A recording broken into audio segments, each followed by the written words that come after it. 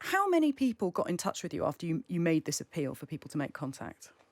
I can't actually give you an exact number, but I know last weekend we turned the computer off on Friday and turned it off on Monday morning, and there were 1,300 emails from people. And then, of course, it's been throughout this week as well. So quite a lot, quite a lot, And a lot. what kinds of things are people saying in the messages? Well, I mean, some of them are very desperate, obviously. Some people are just saying, keep up the good work. We've got to get out of this. I've got friends who are suffering. Others go into a great deal more detail about their own situations or the situations of people that they love.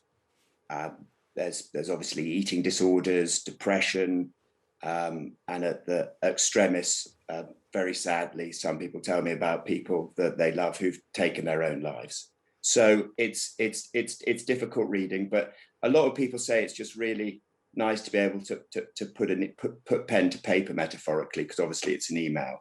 But it's very worrying. There's a lot of anxiety out there, a lot of anxiety, and we need to recognise that. And do you respond to all of those messages if you're getting so many? I'm trying. There are some. We sort of. I am responding to as many as I can, because I want people to know that it's going to be okay, that things are going to get better. The vaccine rollout is working. The spring is coming, and I want to be empathetic, obviously, to their situation, because these are all important people. They really are, and they need to be remembered, and they need to be looked after, and they need to be thought about a lot. And I know that mental health is something that you have struggled with in the past. Is it a burden to shoulder the concerns of so many people? Well, absolutely. This isn't about me at all. It's about them. And if it helps them, then that is a good thing to be doing. And we all want to help people. We know there's wonderful people in hospitals helping people. There's all sorts of wonderful people doing wonderful things. And I'm certainly not a wonderful person. I'm just a member of Parliament. But it is part of the function of being a member of Parliament that you both help your constituents, but you have a wider responsibility to the country that you serve in Parliament. Over the past few years, there's been a desire to elevate the status of mental health such that it might have parity with physical health. Do you think that that has been set back over the pandemic, that physical health has been prioritised at the expense of mental health? I barely think mental health has had a look in, to be honest. I don't think people have thought about it much at all. And yeah, that makes me a bit cross, to be honest. So there's a lot of people suffering out there. And what do you think needs to be done? Do you know what a lot of the rhetoric around this whole response, and it's a bit late now, it's been going on for 11 months, hasn't it, to change, has been quite aggressive, very assertive. And if you're an anxious person, that makes you more anxious. If you haven't worked for many months, that makes you more anxious and depressed. If you don't think you're going to get back to work anytime soon, that's going to make you more anxious and depressed. So we need to, first of all, start getting people back to work, back with their friends and workmates. And second of all, a lot of this will go away when people can hold hands and hug each other again. We've taken away people's support networks. Not everybody's strong, not everybody's resilient. You see these wonderful journalists writing in newspapers about everybody's just got to suck it up and get on with it. Well, that's great. You know what? If we didn't have any problems, we wouldn't have a mental health service within the NHS, would we? So clearly what's gone on for the last 11 months has exasperated lots of underlying conditions and has also placed people in a situation that they never thought they would be in. But clearly there's a balance to be struck, isn't there, between protecting people from a potentially fatal disease and allowing people to hug their loved ones when they need that support. Yeah, well, there is a balance to be struck, but sadly that balance hasn't been struck at all, has it? Because if it had been struck, I wouldn't have thousands and thousands and thousands and thousands of emails. So we can all talk about balances being struck, and your radio shows great credit that you're actually interested.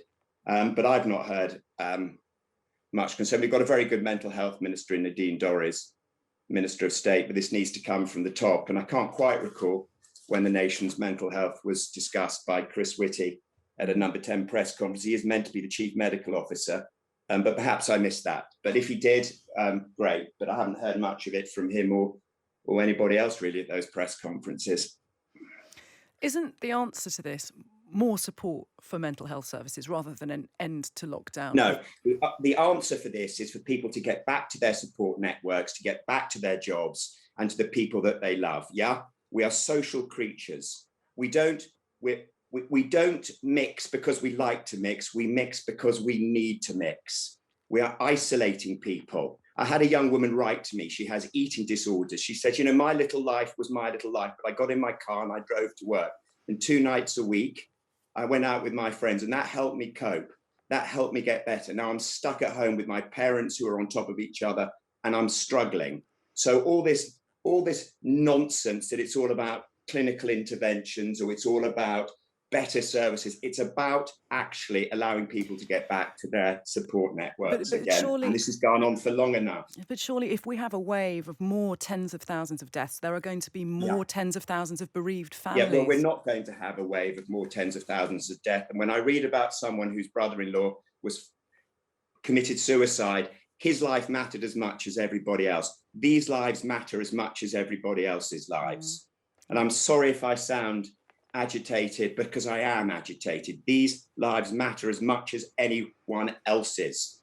We have sage scientists falling over themselves to bid up lockdown, to talk about it lasting into the summer. They have no idea what that does to people holding on by their fingernails, gripping on for grim life. I had a woman write to me who said, every day my partner keeps me alive.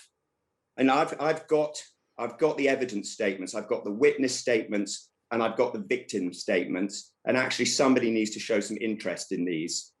Yeah, somebody needs to actually take some interest in this.